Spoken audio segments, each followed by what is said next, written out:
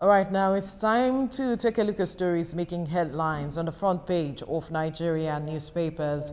And Nelson is standing by to bring us up to speed with what the papers are saying. Good morning, Nelson. Good morning, Veronica. It's good to see you handling the machine this morning. Just as you are also. How does it feel, by the way, without your partner this morning? Well, he will join me later on, so it's still okay. That's a great one. Thank you very much. Good morning, everyone. Welcome to the newspaper review segment right here on TVC Breakfast. There's quite a lot to consider this morning from all the national dailies, ranging from economy to politics to infrastructure, economy and the likes. But let's quickly begin with the Nation newspaper with something a little bit on infrastructure. The header there says federal government targets capital market to fund infrastructure.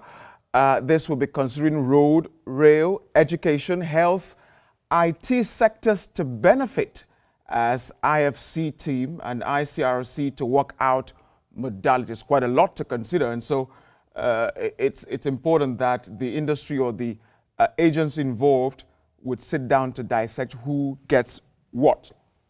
But there's something right there at the top nameplate of the Nation newspaper. It's about the proposal that was before the States Committee of the House of Representatives.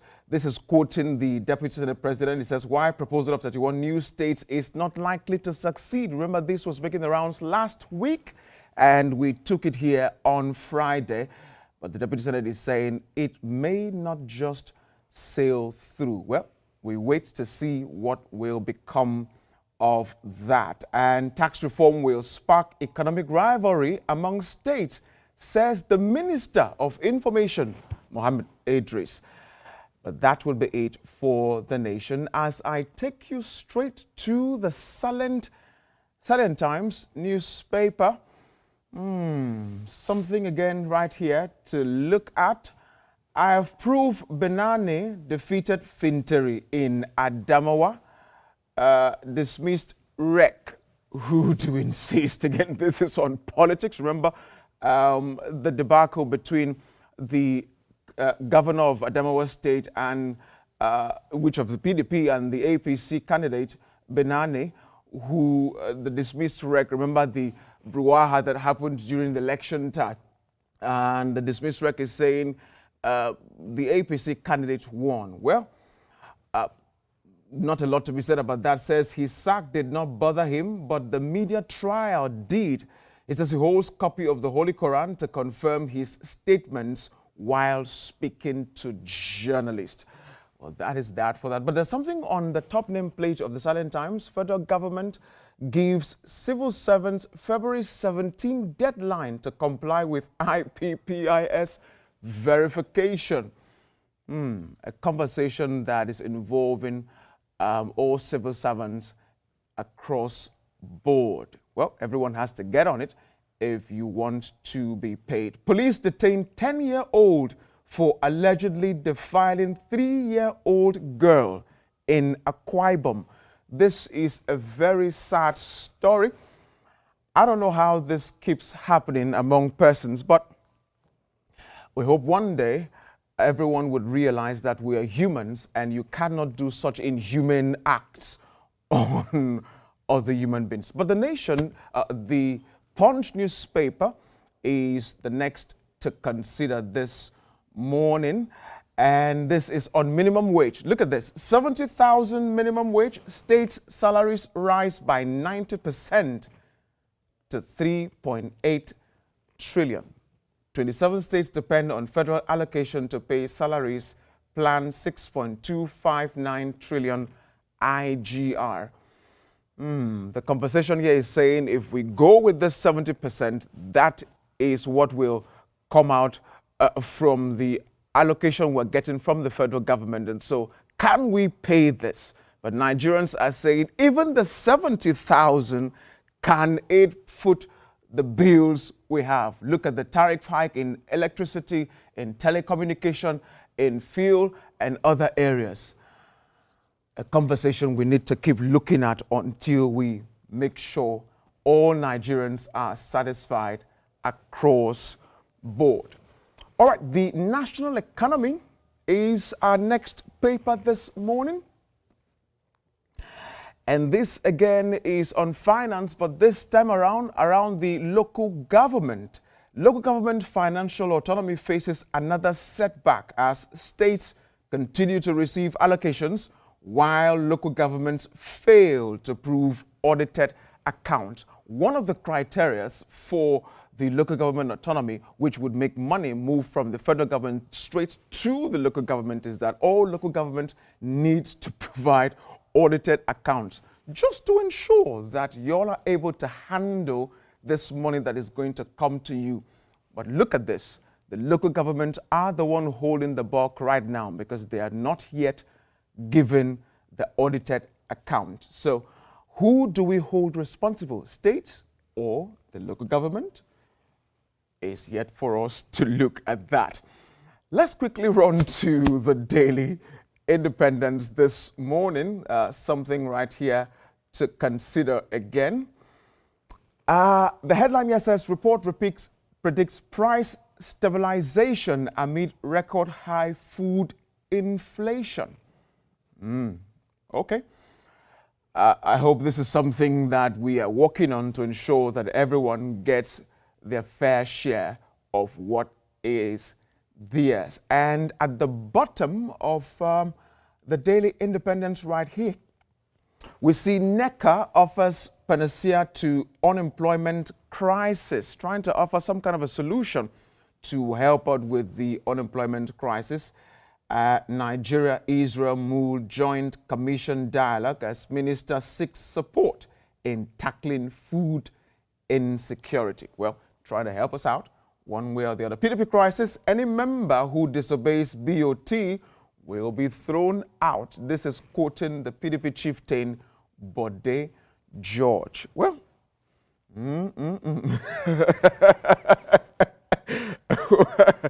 I have a lot to say about that, but there's a lot to consider this morning, so I have to move on to Business AM, which is the next paper to look at this morning. Now, look at this. Nigeria's GDP per capita income drops by 72.8% in 11 years. Signals tough times ahead of Nigeria's economy. This is quoting the Business AM. It says Nigeria's economic performance stands at a troubling low level, quoting the International Monetary Fund, IMF. Something to worry about, but the government has assured us over and over again that they have their hands on this matter, and so they will do all they can to make sure that we do not drop the ball. The Daily Monitor is our next newspaper this morning. Manufacturers lament proposed 15% port-related charges. In the wake of ease of doing business, say manufacturing sector already beguiled by many challenges. Reconsider 4% FOB levy. It'll hurt businesses, consumers, Saraki tells federal government. Okay. That's a very strong one right there. But let's look at another newspaper, which is the News Direct. The News Direct this morning. Again, on economy manufacturers, NECA bemoan increase in NPA customs levy hike. Say hike will increase smuggling and threaten investments. If people are importing goods into the country legitimately and have met all the laws required, we need to consider that they need to do this to ease the structure of business in the country. And so if we charge them too much, they are saying they'll have to go through the back door, and that cannot be allowed to take place. Let's move quietly now to some other matters. This is on taxation now, as we look at the first newspaper that brings us into another conversation. NDLEA arrests 2 drug kingpin suspect excrete 125 wraps of heroin. When I saw this news over the weekend, I'm wondering, how the human system, can contain that. 125 wraps of heroin just to smuggle that out of the shores. But thankfully, the NDLEA did their job and arrested these two kingpins. I'm wondering the sight of that, how that would have looked like. But the first news is telling us that, and a little bit at the bottom of the first news, stop begging for my release. I committed no crime. This is quoting Nnamdi Kanu. Remember, Ohanes Ndibo and a few others have been asking for the release of Nnamdi Kanu. But the man in the eye of the storm is saying, don't beg for my release. I'm good. All right. We are yet to see what will be of that. But let's get to the blueprint this morning. And yet with another conversation around this, NDLEA foils cache of heroin, NAFDAC 6 death penalty as two kingpins excrete 125 wraps of wraps at Lagos Port Harcourt airports. All right, I've taken that story. Let's look at something at the top nameplate of the blueprint. And this is about the FCT. Wike's bus terminal has created 3,000 jobs for Abuja residents. Sounds like a good one for the minister of the FCT right there. And US-China trade war blessing to African manufacturers. Palmer is saying this. All right. And there's something a little bit for fun right at the right corner of the blueprint. Mass wedding. Kebbi earmarks 54 million dowry for 300 couples. All right. If you'd like to get married for free, I think you would move yourself to Kebbi State and that will be provided for you. I don't know how the government keeps this going, but that is the case for Kebbi. And that will be it for the blueprint this morning as we make our way to the Abuja Enquirer. That brings us to a conversation around insecurity. Take a look at this. Why we are winning, this is quoting the FCTA, intensifies clearance operations. All right. And at the top nameplate of the Abuja Enquirer right there, especially the one in red, vandalism. Police recover 125 stolen manholes in Abuja. All right.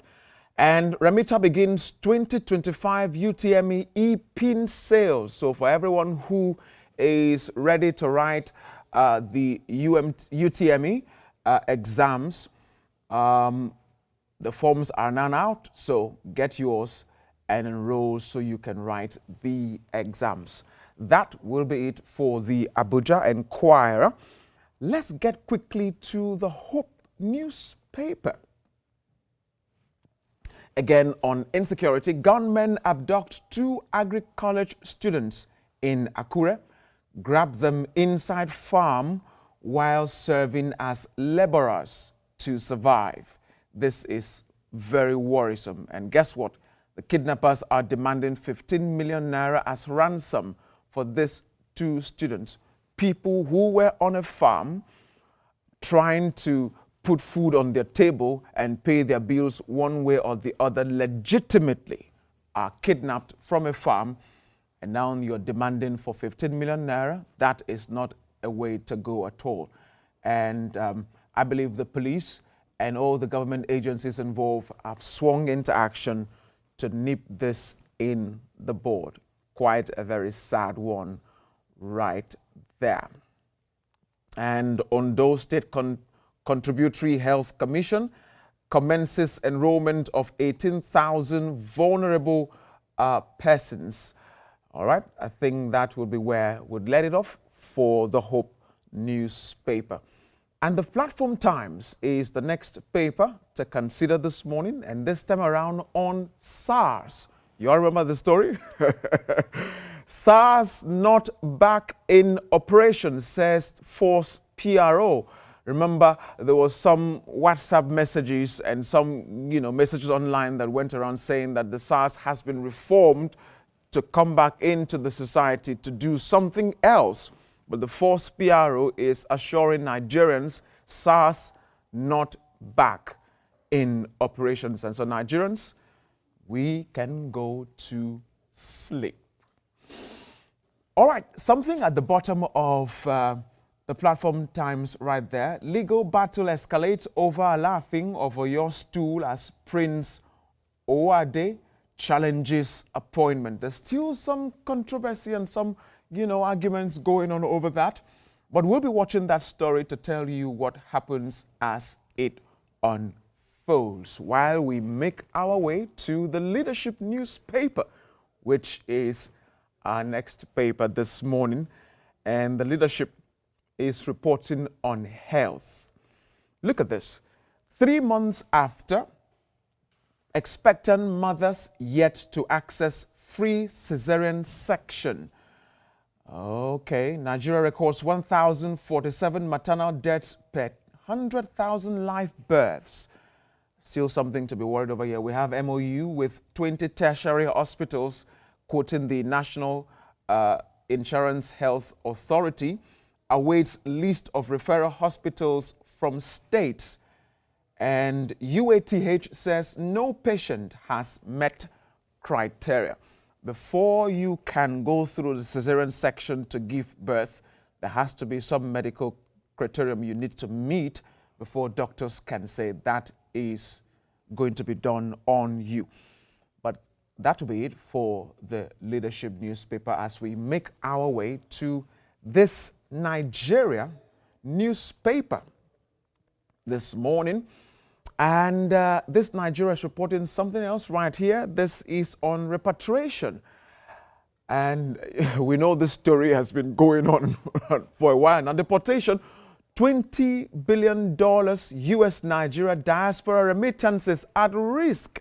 Stakeholders warn unemployment may rise with return of illegal immigrants.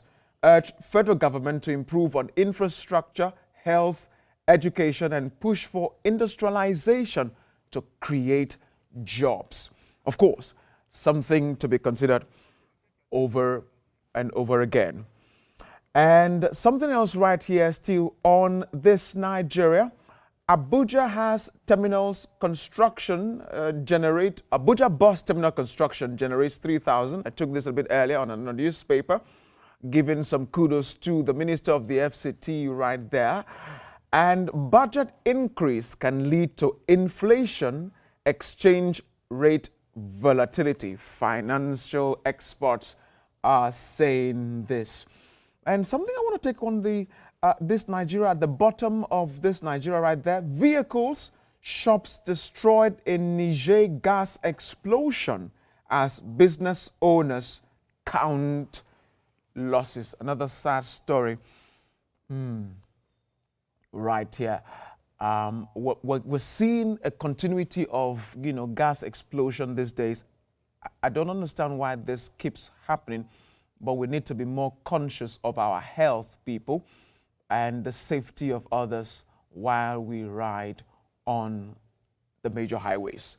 But that'll be it for this Nigeria, and the Nature News will be next to consider this morning. Okay. There's something here. Argentina follows US, exits WHO. Okay. Seems President Trump's exit from different, agreement with different government bodies is beginning to look like a role model, and so Argentina is following suit. And this time around is with the World Health Organization. Okay. Federal government to transition 1 million households to clean cooking energy. All right. We look forward to this because in the wake where some cooking materials like kerosene, gas, is going up now. If we have an alternative source of cooking, maybe that would about save money and everyone will be happy. But the look here is 1 million. 1 million. Hopefully this would be the first takeoff, after which, as that works, more Nigerians would join the fray if that is a good way to go. All right, Mission 300, IFC commits $70 million to boost Nigeria's renewable energy. A good way to go, because again, this would help in especially power provision. We don't always need to rely only on turbine and, water, as it were. But there are other different sources of energy, production, which we need to explore. And if this is something to be considered at this time, I think that will be a great one. But there's a picture story right here on The Nation, or rather on the leadership paper. Am I correct? On the Nature newspaper, my apologies right there. We're looking at the Minister of Environment, Balarabe Lawal, and other participants during the National Clean Cooking Forum in Abuja. Again, this is the conversation that will lead to the 1 million Nigerians who will be given the opportunity to have clean cooking in their homes. And something still on the Nature News right here. Federal government approves concession of Kashimbila Airport. Okay. It looks like that airport will finally have some level of functionality so that Nigerians can enjoy the benefit of flying through that airport. Again, the Nature News, which is the main focus. Fact check: is green energy 8 times cheaper than fossil fuel? A question to be answered. I don't know who they're asking this question, but I'm considering it, I'm thinking it's for the government. One way or the other, yes, would find a way to make it work. Benue to pioneer Nigeria's coal bed methane production. Again, the conversation of utilizing other sources of energy. Remember, this country, we are blessed with enormous mineral resources. And sometimes the conversation is only around petrol. And so Benue to pioneer Nigeria's coal bed methane production. Coal is also in Enugu and other parts of the country. These are God-given natural resources wherein we can rely to generate power. And a little bit on something on the international scene. Zelensky urges allies to invest in Ukraine's mineral wealth. Okay. All right. Again, remember Ukraine, what is going on in that country. And so if the president is coming out to ask for this, he knows better. January 2025, hottest January ever. This is according to the Copernicus program. I think that's quite true, because in Lagos here, we had a little bit of some flash weather over this part, but we're yet to see rain across Lagos State. Some parts, yes, we've had rains, but not enough to quell the heat that we are still experiencing here in Lagos. But I think that would be it for the Nature News as we now make our way to the Sporting Live. Okay, we see Boniface right there, almost kissing the ball on the grass. And it says Boniface loses 56 billion naira. 56 billion naira. I'm sure it's not because he fell down that is, that is making him lose that much money. But why is he losing that? You need to pick the paper to see exactly why that is the case. And we see again Victor Osimhen here, dream transfer to Juventus. Well, as it is with every footballer and every sports person, you know, we always look forward to being given an opportunity on other platforms to showcase our talent. And Osima is dreaming, you know, to be transferred to Juventus. All right. Now, something else right here. Dele Bashiru nets third league goal. This is when they played off with Lazio. We have 5 and Monza 1. That's quite a whole other big beat. Akpom scores first league 1 goal. This was over the weekend when they had Lille 1 over Lever 2. And Liverpool willing to offer £29 million, or rather euro, for De Jong. Okay. I mean, sometimes football money is a very big money. Shouldn't I join the race? And Chelsea is still targeting Kelleher, you know, to join them. It looks like we are in a season of buying and selling, transfer of footballers. And so anybody who gets to be bidder at this time, you know, seems to be the guy who is able to get the job done. But I think that would be it for the sporting life. But I'd like to take this story again on the young guy who was reported to have raped, the 10-year-old boy who was reported to rape a 3-year-old. I don't know how this was. This was on the Salient Times, if we can get right there quickly. At the top nameplate of the Salient Times, police detaining the 10-year-old boy for allegedly defiling a 3-year-old girl in Akwa Ibom State. This is wrong from all shades.